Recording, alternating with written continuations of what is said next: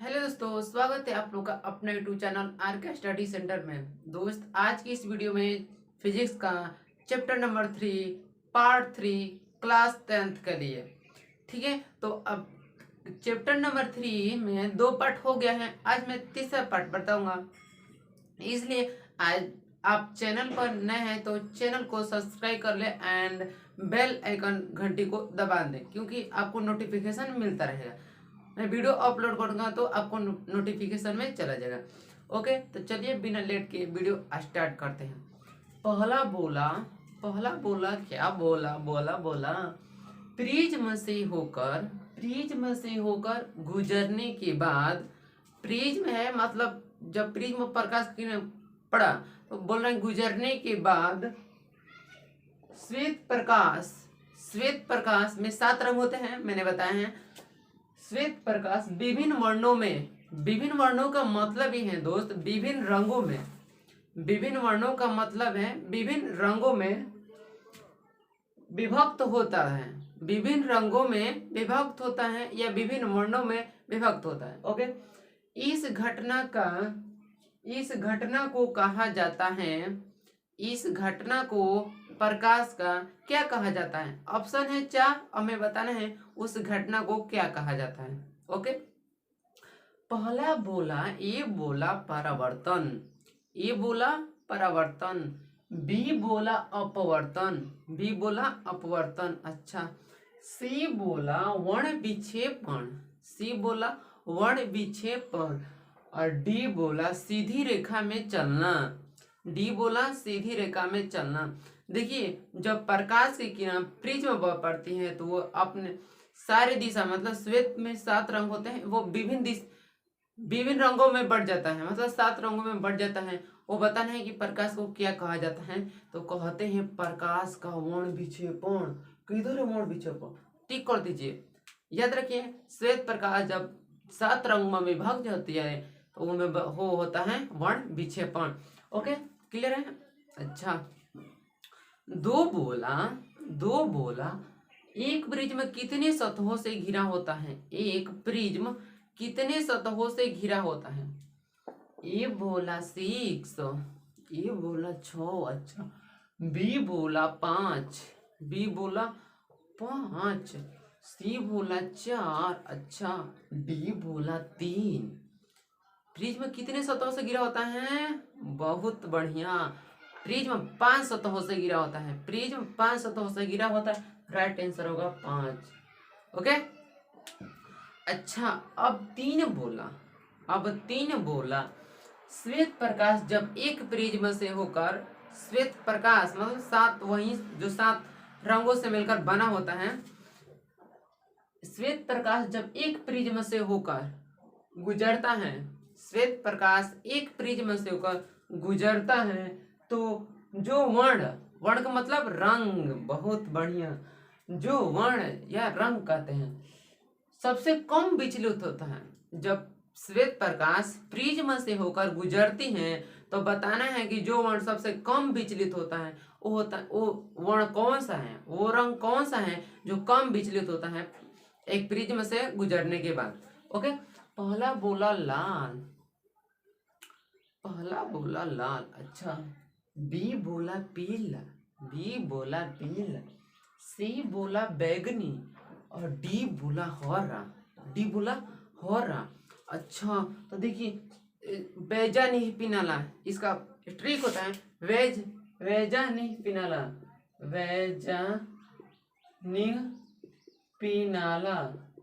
तो इसको याद रखिएगा, वेजा नहीं पिनाला। तो इससे देखिए सबसे बस होता है बैगनी और अंत में रहा है वेजा नहीं पिनाला, ला रहा है तो सबसे अंत में क्या है?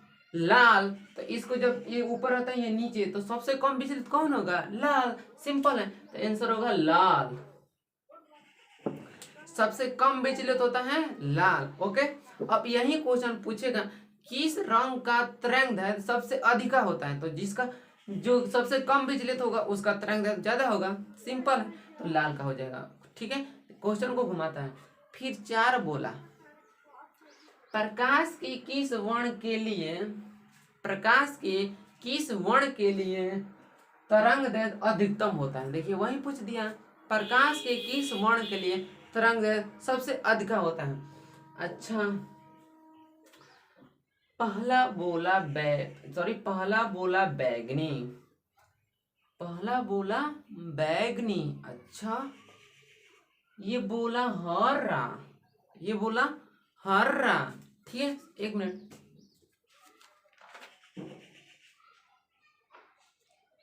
चलिए कुछ थोड़ा सा प्रॉब्लम हो गया था।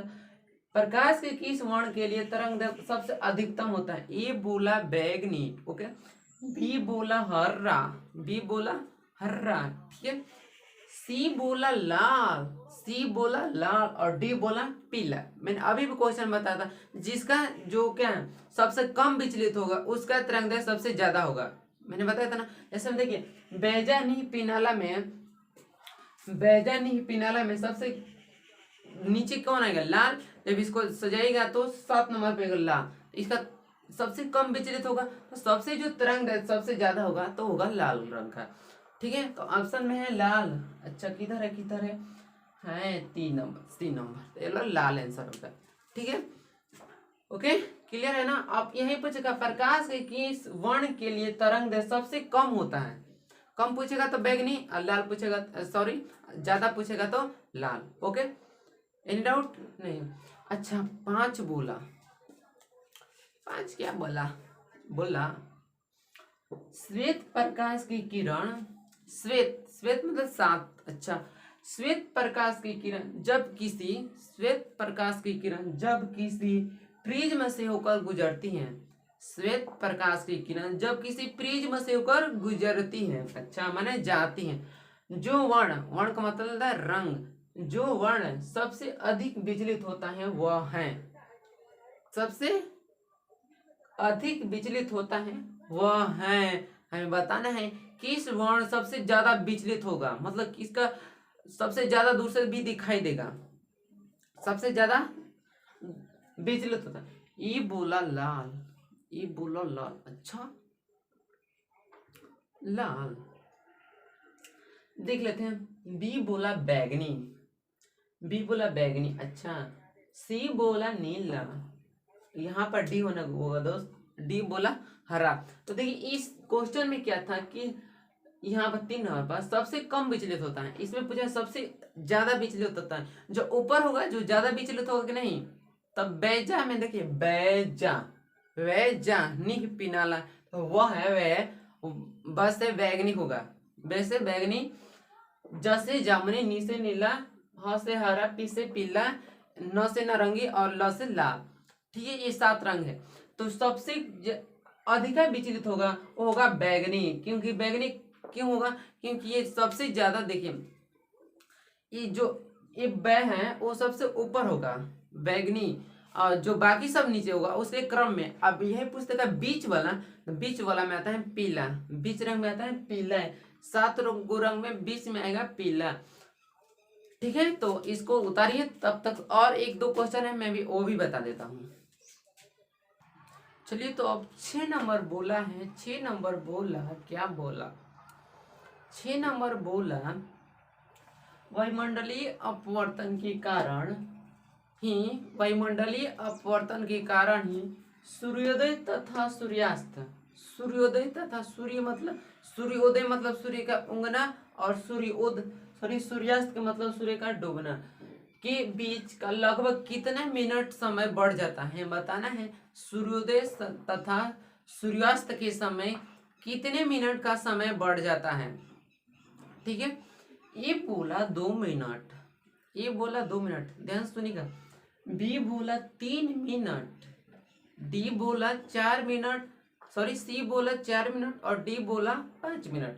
देखिए, सूर्योदय तथा सूर्यास्त के समय 4 मिनट का समय बढ़ जाता है, राइट आंसर होगा 4 मिनट का समय बढ़ जाता है। इसलिए मैं बार बार कहता हूँ पूरा शेयर करो, पूरा अपने सारे बिहार में फैला दो, जितना है उतना अपने ग्रुप में।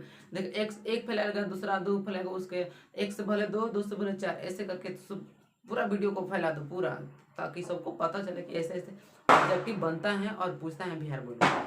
ठीक है, और 7 नंबर बोला किसी कण पर पढ़कर, मतलब किसी कर पण परकर, प्रकाश के एक अंश का, मान लीजिए कोई कण है जिस पर प्रकाश का किरण पड़ा, प्रकाश की किरण के विभिन्न दिशाओं में छितराने को, किसी मान लीजिए कण है उस पर प्रकाश की किरण पड़ा तो क्या विभिन्न दिशाओं में छितराने या विभिन्न दिशाओं में क्या बिखरने, विभिन्न दिशाओं में छितराने या बिखरने, मतलब बिखरना मतलब बिखरना, अलग अलग होना को क्या कहते हैं, हमें बताना है कि उसे क्या कहते हैं जो बिखरता है। पहला बोला प्रकाश का परावर्तन, पहला बोला प्रकाश का परावर्तन। अच्छा, बी बोला प्रकाश का अपवर्तन, बी बोला प्रकाश का अपवर्तन।